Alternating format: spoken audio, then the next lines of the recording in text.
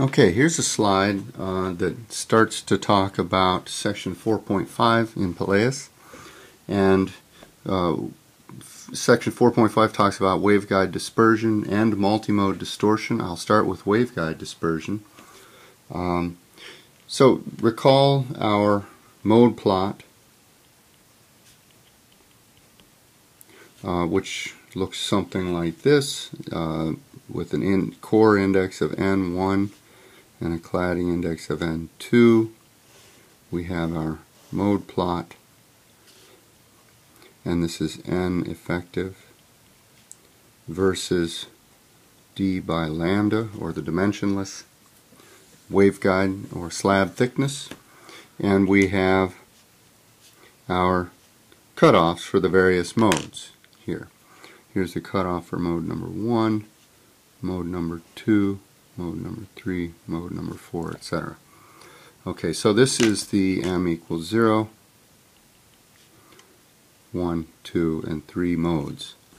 And this is D by lambda is equal to 0, so I'm making the plot for the symmetric waveguide. And these values are all multiples of what we've called delta D by lambda in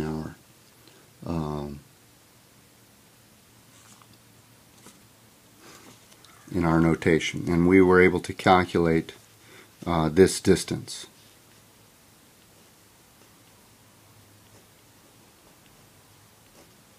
Okay, and I think we gave that a subscript of 0, a subscript of naught.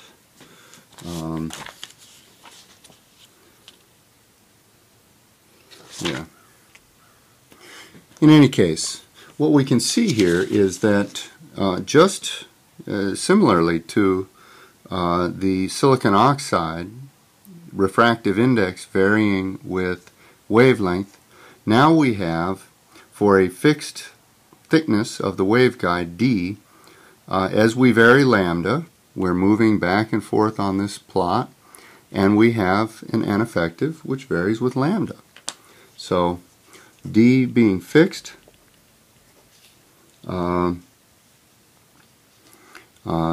lambda varying implies that N effective varies. And so this is a dispersion due to the waveguide mode plot.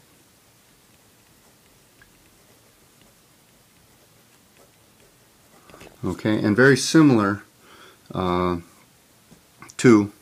the case with material dispersion, where it's an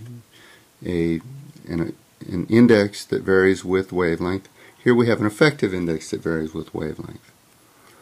So this is called waveguide dispersion, and we have an effective is a function of lambda. Okay, and it turns out the same equation gives us our pulse spreading per unit length.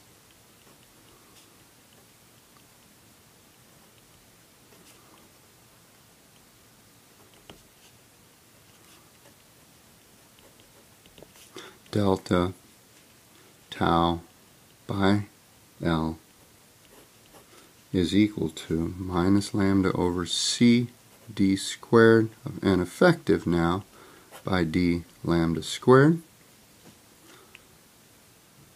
delta lambda. Okay, so if we don't have any spectral width to our source, we don't have any pulse spreading per unit length due to this effect. But if delta lambda is non-zero, which it is for all sources, then it's the variation of the N effective with wavelength that contributes to the pulse spreading per unit length. Okay, so this can be written, and this is the same type of equation, exactly the same equation as we used for material dispersion, except we had N here instead of N effective. And we're going to write this as minus mg delta lambda. Okay, where mg is equal to waveguide dispersion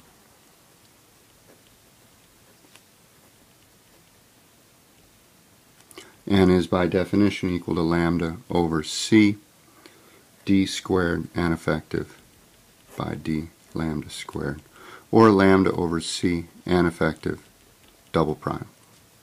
Okay? And it turns out that both material and waveguide dispersion contribute.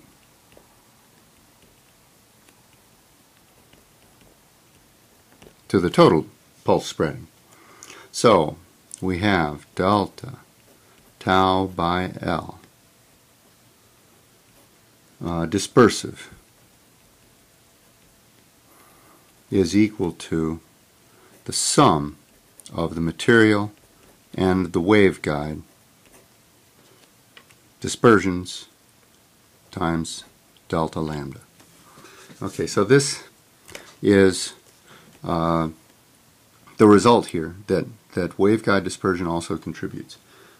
Several notes here that I won't write down, but I'll tell them to you verbally, is that, and it's all in the book, that the waveguide dispersion is usually much smaller than the material dispersion, but when you do add it in, it is wavelength dependent, and it through this definition, and it tends to shift the zero dispersion point of the fiber. Okay, and it also turns out that if we vary the index profile of the waveguide, we can drastically affect the waveguide dispersion, and we can actually engineer the waveguide's index profile to move the net zero dispersion point, that is, the zero dispersion point that's a result of the sum of these two, out to 1550 nanometers. Normally, the zero dispersion point for the material dispersion is at 1300 nanometers.